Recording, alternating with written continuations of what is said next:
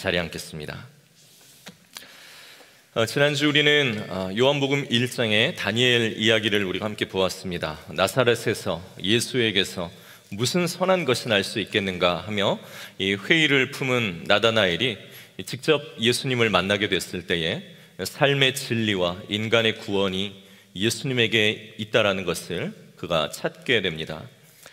예수님의 12제자 중에 바돌로메라는 사람이 있습니다. 바돌로메의 바는 누구누구의 아들이라는 뜻인데요, 그래서 바돌로메는 돌로메의 아들이라는 뜻이죠. 이름이 아니라 돌로메의 아들이라는 겁니다. 그래서 오늘 예수님의 제자인 바돌로메는 다른 이름이 있었을 것으로 보고 오늘 그 바돌로메가 오늘 이 나다나엘이 아닌가라고 사람들은 생각하는 것이죠. 예수에게, 기독교에게, 그리고 교회에게 무슨 선한 것이 있겠는가 회의를 갖고 있는 이 시대의 많은 나다나엘들, 또 교회 안에 있지만 여전히 예수가 구원자가 맞나, 정말로 우리에게 부활과 영생이라는 것이 있나, 그분이 정말 예수이고 하나님이신가 의구심을 갖고 있는 교회 안에 나다나엘들이 있을 수도 있습니다. 그러나 다른 길은 없습니다. 예수님의 말씀을 통해 예수님을 만나보고 그분을 정말로 그러한 분인가 더 깊이 오셔서 그분을 알게 되면 당신의 오늘을 인도하시고 당신의 죽음 이후에도 영생을 주시는 진리이신 예수님을 발견하게 될 것을 우리가 믿고 또 나누고 동의하는 그런 시간을 가졌었습니다. 그래서 looking for, 진리를 찾고 계시다라면 looking at, 예수를 바라보십시오 라고 지난 주일 우리가 나누었지만, 이렇게 처음 듣는 듯한 표정을 지으시면 내년에도 똑같이 해도 되겠다라는 그런 불순한 생각이 제게 좀 듭니다. 자, 오늘은 두 번째, 하나님 내 삶의 방향이라는 제목입니다. 우리 한번 따라해 보실까요? 하나님 내 삶의 방향. 1860년대 이 스웨덴의 화학자인 노벨은 다이너마이트를 발명합니다. 폭발력이 뛰어나고 얼마나 폭파시킬 수 있을지 그 폭파 규모를 조절할 수 있고, 또 이전의 액체 폭탄과 달리 취급할 때 안정성도 높아서 광산업이나 도로 건설 현장에서 진가를 발휘했습니다. 다이너마이트는 사람들이 하려면 오랜 시간을 들여야 하고 엄청난 노동력을 들여야 하는 그런 작업들을 쉽게 해결해 줌으로써 사람들을 돕고 사람들의 삶의 질을 높여주는 아주 혁명적인 발명품이 되었습니다. 그러나 인간의 삶을 향상시켜주고 평화롭게 살도록 좋은 목적으로 만들어진 이 다이너마이트를 나중에는 전쟁 무기로 사용하게 되면서 이 다이너마이트가 도시를 파괴하고 많은 인명을 살상하는 데 더 많이 쓰이게 됩니다. 무슨 말입니까? 목적에서 벗어나 사용되자 그 결과가 얼마나 파괴적인가 하는 것을 우리에게 알려주고 있는 부분이라는 것이죠. 펜타닐은 어떻습니까? 지금 미국의 가장 심각한 문제가 되고 있는 마약성 약물, 이 펜타닐은 벨기에의 제약회사인 얀센에서 개발한 것입니다. 얀센에서 아주 강력한 진통 효과가 있어서 위대한 명약, 그리고 기적의 진통제라고 그렇게 불립니다. 본래는 극심한 고통을 겪는 환자, 교통사고나 이런 사고들을 통해서 신체가 절단되거나 총상을 입거나 요로결석 같은 심한 고통에 시달리는 환자들이 그 순간을 견뎌낼 수 있도록, 그리고 수술을 받은 후에도 그 통증을 견디고 앞으로 남은 수술들과 회복들을 해갈 수 있도록 오늘 이 환자들에게 이 펜타닐은 희망과도 같은 그런 약입니다. 그러나 이 펜타닐은 중증 환자에게 쓰였을 때는 투약 시에 진통 효과만 나타나지만 일반인이 이것을 투약하게 되면 환각작용이 일어나게 돼서 극도의 황홀감을 맛보게 된다고 합니다. 그래서 이 펜타닐에 중독이 되는 것이죠. 견딜 수 없는 통증을 이기고 살아날 수 있도록 의료용으로 개발이 되었지만 이것이 본래의 목적에서 벗어나게 되었을 때 그 결과가 또한 얼마나 파괴적인지 우리는 직접 이 시대 가운데서 보고 있는 것입니다. 모든 것들이 만들어진 목적이 있습니다. 목적 없이 만들어진 것이 있을까요? 목적을 갖고 모든 것이 만들어졌다면 모든 만들어진 것은 목적대로 쓰여야 합니다. 다이너마이트로 도로 공사에 쓰든 사람을 죽이는 전쟁 무기로 쓰든 상관이 없이 똑같습니까? 아니죠. 펜타닐을 가지고 중상을 입은 환자들이 통증을 줄이고 수술받고 회복하는 데 쓰든 자기 쾌락을 위해 환각을 맛보기 위해 쓰든 상관없이 다 똑같습니까? 아니지요. 아닙니다. 분명히 바른 쓰임이 있고 나쁘고 악한 쓰임이 있습니다. 그럼 무엇이 바른 쓰임과 나쁘고 악한 쓰임을 판단합니까? 그 판단을 바로 목적이 하는 것입니다. 만든 사람이 무엇 때문에 이것을 만들었는가? 그 만든 사람의 목적대로 사용이 된다면 그것은 올바르고 바른 선한 쓰임이 되지만, 만든 사람의 목적과 전혀 상관이 없이 다르게 쓰이고 있다면 그것은 악한 쓰임, 나쁜 쓰임, 잘못된 사용이라는 것입니다.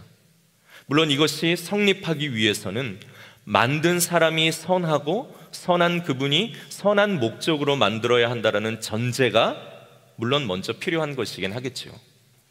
이처럼 만들어진 모든 것은 만든 사람의 목적대로 사용이 될 때에 가장 완전하고 선한 결과를 얻게 된다는 걸 우리는 상식적으로 생각해 볼 수 있게 됩니다.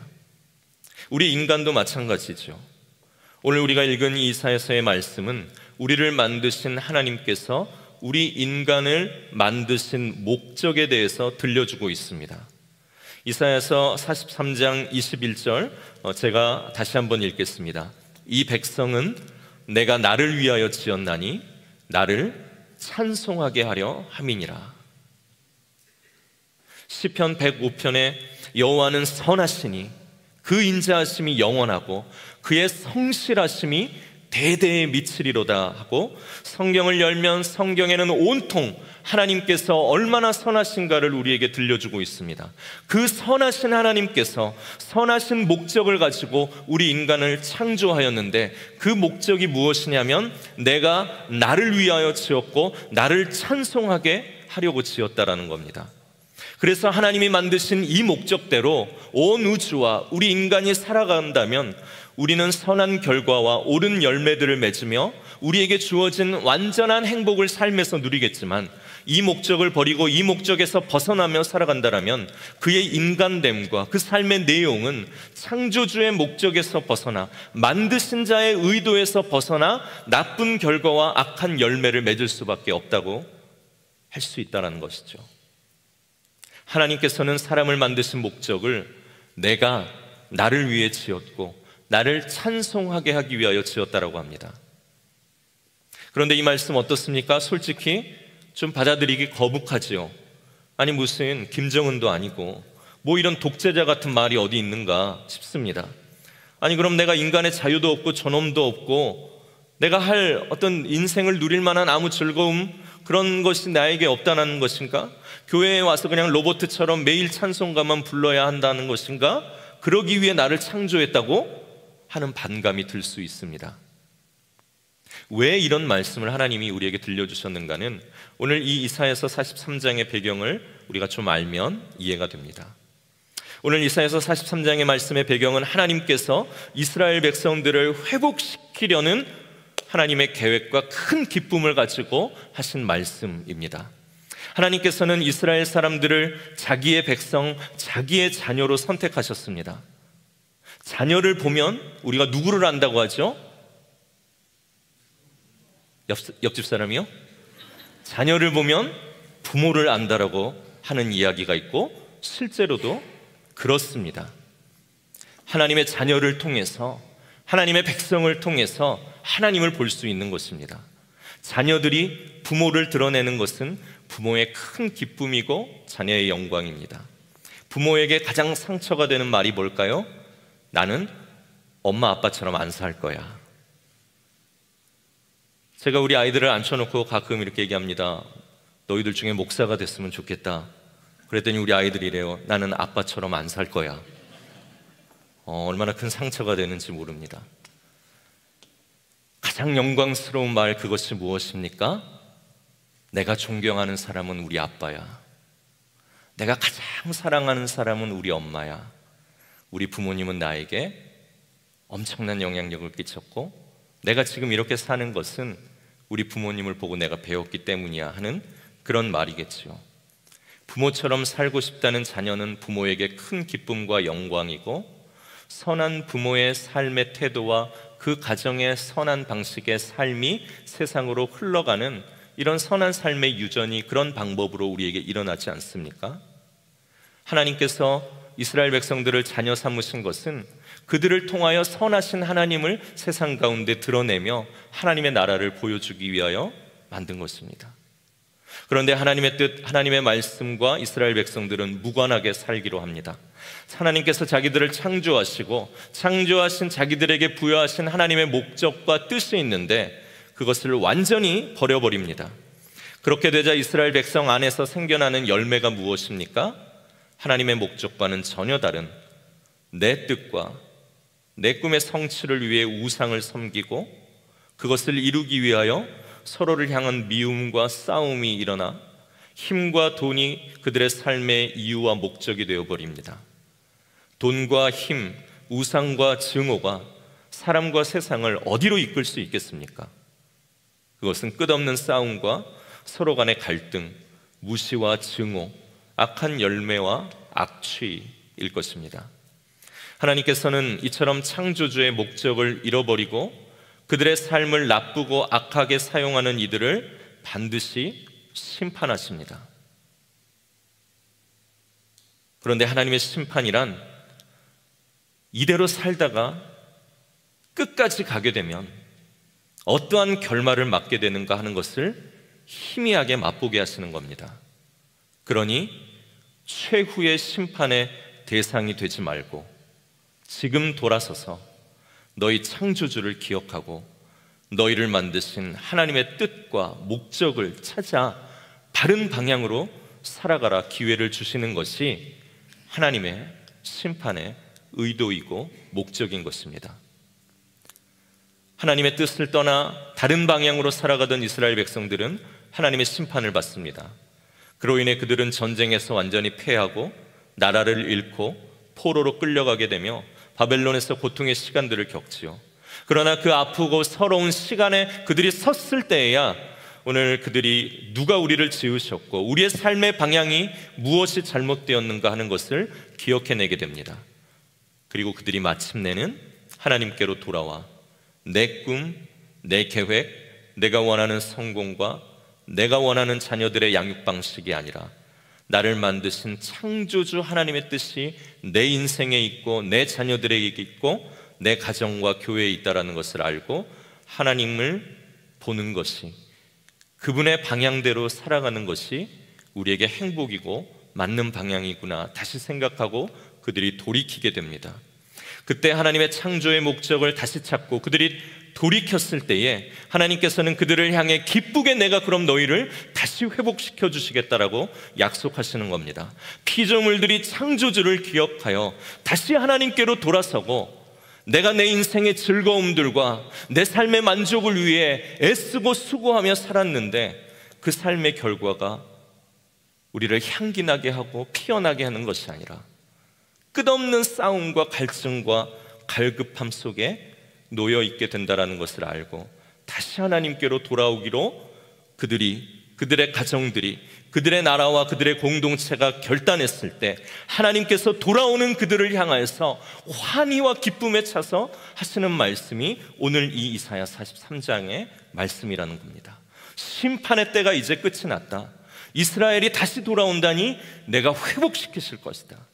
이집트의 노예가 되어 살았던 너희의 조상들을 내가 이집트의 손에서 구원하고 해방했던 것처럼 이제 바벨론의 노예가 되어 있던 너희를 내가 다시 회복시키실 것이다. 하나님은 기쁨에 차서 오늘 이스라엘 백성들에게 말씀하시는 겁니다. 하나님께서 이스라엘 백성들이 창조주 하나님을 다시 기억하고 우리에게 놓여있는 이 인생의 방향과 목적이 무엇인가를 다시 하나님 안에서 찾고 발견하게 될 때에 하나님께서 그것을 인정하고 돌아오는 자들을 향해 얼마나 하나님이 이전과 다른 회복으로 너희들을 다시 한번 안아주시고 온전한 구원을 주실지, 이 회복이 일어나는 것을 보면 놀라지 않을 수 없을 정도로 회복시키시겠다 하나님이 약속해주고 오늘 이 말씀을 주시는 것입니다. 우리가 읽지는 않았지만 여러분들 성경을 가지신 분들은 이사야 43장 1절부터 한번 보시기를 바랍니다. 이사야 43장 1절과 2절 말씀 우리 다 같이 함께 읽겠습니다. 야곱아, 너를 창조하신 여호와께서 지금 말씀하시느니라. 이스라엘아, 너를 지으신 이가 말씀하시느니라. 너는 두려워하지 말라. 내가 너를 구속하였고 내가 너를 지명하여 불렀나니 너는 내 것이라. 네가 물 가운데로 지날 때에 내가 너와 함께 할 것이라. 강을 건널 때에 물이 너를 침몰하지 못하게 할 것이며 네가 불 가운데로 지날 때에 타지도 아니할 것이요 불꽃이 너를 사르지도 못하리니. 아멘. 43장 1절에 뭐라고 합니까? 너를 창조하신 여호와께서라고 이야기합니다. 너를 창조하신 여호와께서, 원래 하나님이 창조하신 피조물들에게는 이런 하나님의 보호와 약속과 기대가 있었는데 우리가 하나님을 떠나갔을 때 이 하나님의 약속이 그들에게 이루어지지 않았지만 다시 돌아오면 하나님이 창조하신 그 목적과 의도를 그들에게 이루시겠다라는 겁니다. 그래서 하나님은 내 백성아, 내가 사랑하는 사람들아, 이렇게 이야기하시기 전에 너를 창조하신 여호와께서, 창조하였다라는 것은 책임을 진다라는 의미인 것입니다. 창조하신 여호와가, 너를 지으신 여호와가 하며 하나님이 우리의 창조주 되시고, 창조주가 피조물에게 가지고 계시는 책임과 의무를 그분이 다하시며 그들을 회복시키시고 다시 구속하시겠다 말씀하십니다. 16절부터 19절까지의 말씀을 제가 그냥 읽겠습니다. 나 여호와가 이같이 말하노라. 바다 가운데에 길을 내고 큰 물 가운데에 지름길을 내고 병거와 말과 군대의 용사를 이끌어내며 우리 앞에 그런 대적들과 어려움이 닥칠 때에 하나님의 보호 가운데 그들이 일시에 엎드려져 일어나지 못하고 소멸하기를 꺼져가는 등불과 같이 만들시겠다 약속했습니다. 그리고 너희들은 이전 일들이 기억나지 않고 옛적 일들이 생각나지 않을 정도로 하나님께서는 새로운 일들을 구원하신 하나님께로 돌아온 하나님의 백성들에게 행하실 텐데 그것을 나타낼 것이고, 그것은 마치 길이 없는 광야에 길을 내시는 것과 같고 강이 없는 사막에 강을 내시는 것과 같은 그런 하나님의 특별한 은혜이며, 오늘 이 모든 것들을 통하여서 하나님이 존중을 받으시게 되는 그런 일들을 내가 너희들에게 회복시키시겠다. 하나님은 그 삶의 방향을 바로 잡고 피조물의 목적을 바로 깨닫고 하나님께로 돌아온 사람들에게 약속하십니다. 여러분, 하나님이 우리에게 네가 불 가운데로 지날 때에도 내가 너랑 함께 할 것이다. 내일 일어났을 때 하나님이 우리의 귓가에 네가 강을 건널 때에도 물이 너를 침몰하지 못하게 할 것이다. 그 다음날 우리가 일어났을 때 네가 불 가운데로 지날 때에도 내가 너를 타지도 아니하게 너를 지킬 것이다. 그 다음날에도 하나님께서는 너희의 모든 대적들을 일시에 엎드려지게 할 것이고, 그 다음날에도 하나님이 우리 귀에 이전 일들이 기억하지 못할 만큼 너에게 내가 새로운 일들을 일으키실 것이다. 날마다 하나님께서 우리에게 회복시켜 주시고 다시 안아주시고 하나님이 우리에게 어떠한 보호와 은혜를 주실 것인가 매일 우리 귀에 들려온다라면 우리의 반응이 어떻겠습니까? 내게 좋으신 하나님을 날마다 찬송할 수밖에, 노래할 수밖에 없겠죠. 그래서 하나님께서 내가 나를 위해 지었다라는 것, 나를 찬송하게 하려고 지었다라는 것은 어떤 악한 독재자가 평생 자기를 위해 로봇처럼 노래를 하라고 우리를 만들었다는 뜻이 아니라, 평생 그분을 찬송하지 않을래야 않을 수 없도록 그분이 내 삶의 평생의 보호자가 되시고 내 인도자가 되시고, 내가 살아있는 동안뿐만이 아니라 내가 죽어서도 우리에게 부활과 영원한 생명을 주시는 하나님 되시겠다라고 하신 이 약속의 평생 유효기간으로 인해 우리가 그분을 매일 노래하지 않을 수 없게 하나님이 만드시겠다라는 의미입니다. 너를 평생 책임지겠다. 하나님 안에 있는 우리를 평생 도우겠다. 하나님이 우리의 무너진 삶을 다시 회복시키시겠다라는 의미입니다.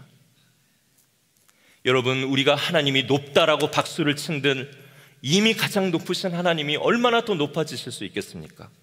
우리가 하나님을 향해서 당신은 없고 당신은 망할 신이다라고 비난한다고 해서 이미 가장 아름다운 하나님의 영광이 훼손되겠습니까?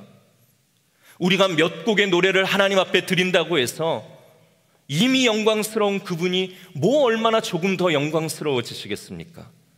반대로 우리가 몇 년 동안 하나님 나는 당신을 찬양하고 노래하지 않을 것입니다 라고 이야기한들 그분의 아름다운 평판이 낮아지시겠습니까?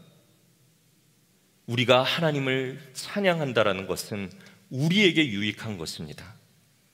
우리가 하나님을 찬양할 때 나의 창조주가 계시다라는 것을 잊지 않을 수 있기 때문입니다. 우리가 하나님을 찬양할 때 나의 창조주가 특별한 목적을 가지고 내게 원하는 방향으로 나를 인도하고 계시고 있다는 것을 잊지 않기 때문에 그렇습니다. 우리가 하나님 찬양할 때 나의 창조주의 목적대로 살아가는 나를 하나님이 기뻐하시고 나의 평생의 삶을 보호하시며 나를 구원하시고 나의 삶에 세상이 주지 못하는 하나님만이 주실 수 있는 행복을 주시고 그것이 내 평생의 삶의 은혜이며 또 내가 죽어서는 예수 그리스도의 십자가의 부활을 통하여 영원한 부활과 생명이 나에게 있다는 것을 잊지 않을 수 있도록 우리가 하나님을 찬송하는 것입니다.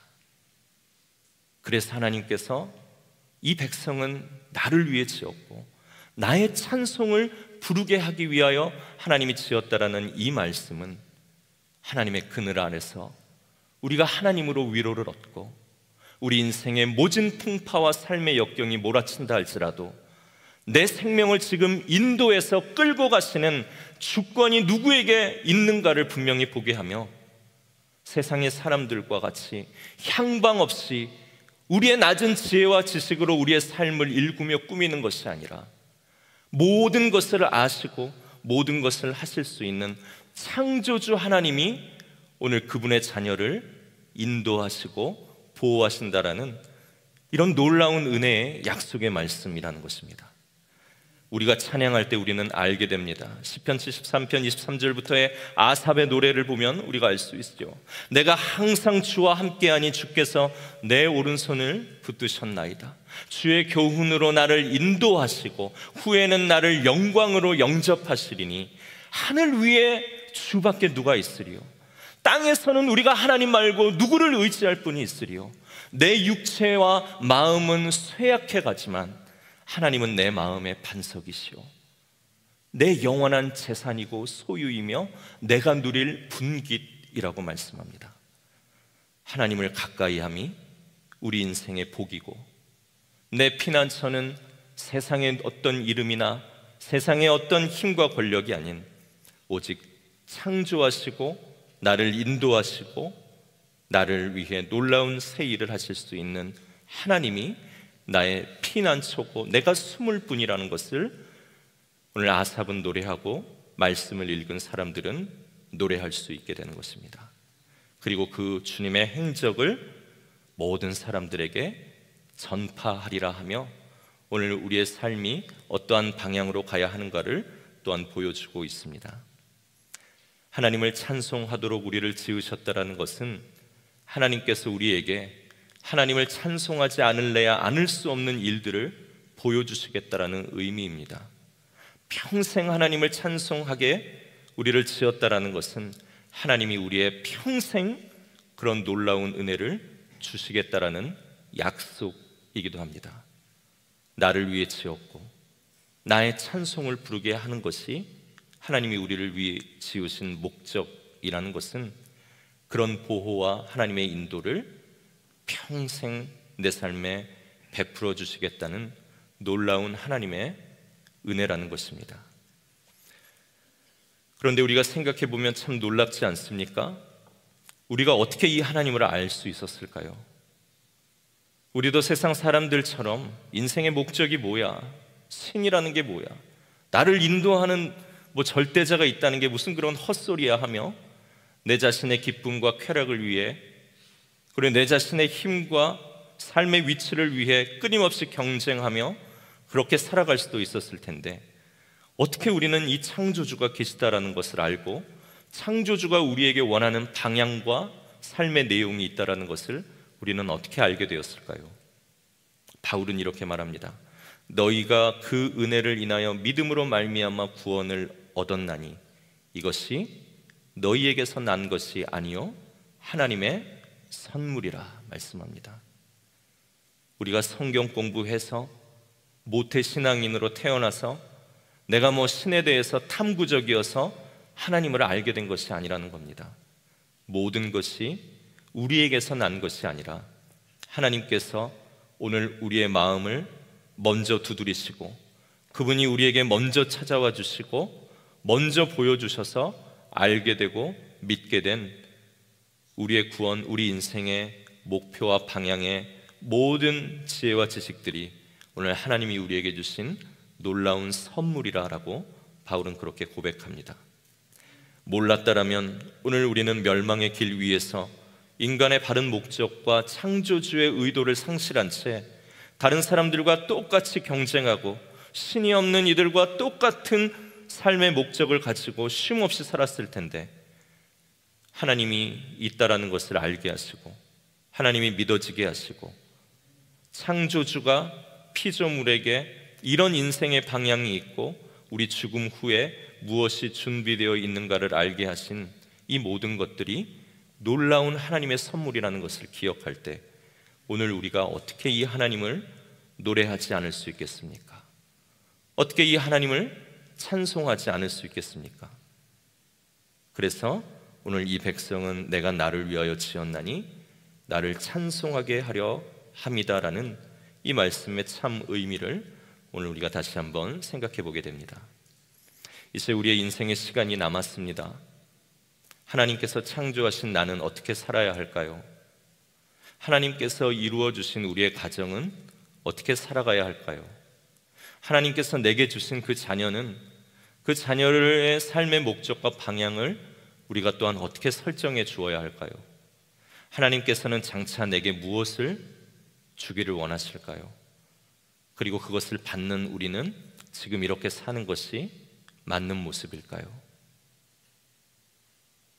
내 인생의 지혜와 내가 가지고 있는 경험을 가지고 내 인생의 행복을 추구하며 살아가는 것이 정말 지혜로운 방법일까요? 아니면 이해할 수 없고 신비로운 우리 인간의 삶에 창조주 하나님이 계시고 그 하나님이 우리에게 특별한 목적을 주셨고 그 목적을 우리가 이루며 살아가는 것이 우리와 우리의 자녀들에게 정말 참된 길이고 행복이라는 것을 인정하고 받아들이며 오늘 그 하나님이 누구이신가를 깊이 알기를 원하시지는 않습니까? 오늘 내게 주신 물질, 내게 주신 여유, 내게 주신 시간, 내게 주신 건강 이렇게 사용하는 것이 맞습니까? 모든 것이 창조주 하나님을 생각할 때에 그분이 피조물들에게 주신 삶의 목적을 생각할 때에 우리 안에서 다시 해석이 되어지고 다시 계획이 되어지는 것입니다. 오늘 하나님께서 우리에게 어떠한 삶을 그럼 살기를 원하시는가? 그것은 어디에 나와 있습니까? 모든 것이 하나님의 말씀이 성경 안에 들어있습니다. 이 말씀이 우리가 어떻게 살아가야 할지 우리 인생의 삶의 방향을 제시하고 이 말씀이 우리가 예수 그리스도께서 준비하신 그 구원을 얻기에 완전한 책이기에 오늘도 우리는 이 말씀을 통하여 또 이 말씀대로 살기로 기도하는 기도를 통하여 거룩하여지고 다른 삶을 살아갈 수 있게 되는 것입니다. 오늘 한 가지 이야기만 드리고 오늘 이 말씀을 마치려고 합니다. 리처드 도킨스라는 세계에서 아주 유명한 사람이 있습니다. 생물학자이죠. 진화생물학자로 그는 특별히 모든 종교의 해악을 이야기하면서 특별히 기독교의 불필요성, 기독교의 해악을 주장하면서 기독교는 사라져야 할 종교이다라고 아주 기독교의 박해자로 잘 알려져 있습니다. 그는 우리나라의 이기적인 유전자라는 제목으로 번역된 책을 썼는데요, 모든 것이 인간의 삶과 인생이라는 것이 특별한 목적이 있는 것이 아니라 그냥 유전자가 자기의 유전자를 다음 세대에 남기기 위한 활동으로 인간의 모든 활동을 보는 것입니다. 인간이 왜 경쟁합니까? 왜 싸웁니까? 왜 결혼합니까? 그냥 유전자를 남기기 위한 목적이라는 것입니다. 이런 책을 썼는데 이 책을 읽고 새로운 눈을 뜨게 된 우리나라의 한 분이 계십니다. 그분은 이제 최재천 교수라는 분이죠. 여러분들도 유튜브를 통해서 많이 보셨을 겁니다. 그분은 이 이기적인 유전자 리처드 도킨스의 책을 읽고 그동안 자기 안에 풀리지 않았던 모든 질문들이 풀렸다고 합니다. 인간이 왜 이렇게 살아가는가? 왜 이런 싸움이 일어나는가? 결국 유전자의 이 싸움이구나 라는 것을 통해서 모든 것을 해석할 때 평안이 왔다고 합니다. 참 놀랍죠?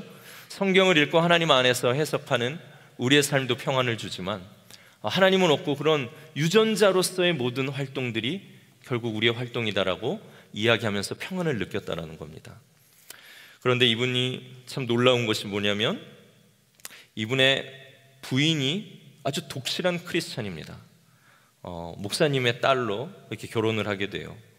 그래서 이 최재천 교수님이란 분은 서울대 나오시고 이쪽 유펜에서 공부하고 하버드에서 박사 학위를 받고 그다음 미시건에서 가르쳤던 아주 저명한 교수로 한국에 가서 이 생물학으로, 그죠?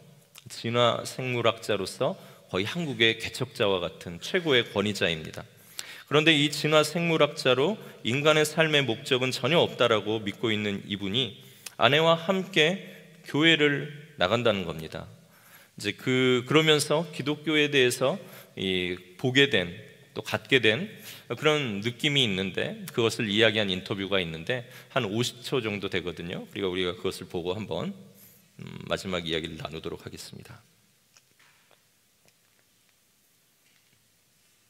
내가 여기 왜 있는가? 인류는 여기 왜 있는가? 이거에 대해서 혹시 답을 찾으셨나? 못 찾았습니다. 저는 삶의 목적이 없습니다. 우리 진화생물학자들에게는 삶의 의미가 사실상 없어요. 유전자의 활동으로 그냥 벌어지는 일이지, 그러나 삶의 목적을 또렷하게 갖고 계시는 분들을 보고 삽니다. 독실한 기독교인과 결혼을 해서 지금 몇십 년 동안 교회를 다닙니다. 정말 진지하게 이 세계는 뭘까 하는 거를 저는 사실은 공부하거든요. 설교 들으면서 열심히 성역책도 뒤적거리고 보면 그분들은 너무너무 힘든 상황인데도 하느님을 붙들고 때로는 너무 행복해 보이는 그런 모습을 가끔 보면은 저건 뭐지? 이러면서도 종종 감동을 받죠. 그걸 과학자의 관점에서 일축해버리는 거는 그렇게 바람직한 태도는 아닐 것 같다.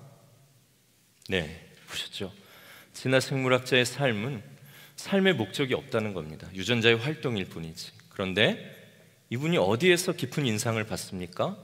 교회를 다니는 사람들의 무언가 다른 모습, 목적이 있는 것처럼 느껴지는 그러한 모습을 통해 오늘 이 진화생물학자의 마음 안에도 무언가 다른 생각을 해보게 되어진다는 것입니다.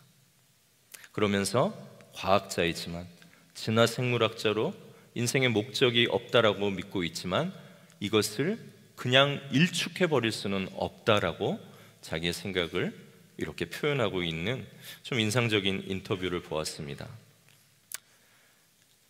여러분, 우리는 하나님에 의해 창조된 피조물들입니다.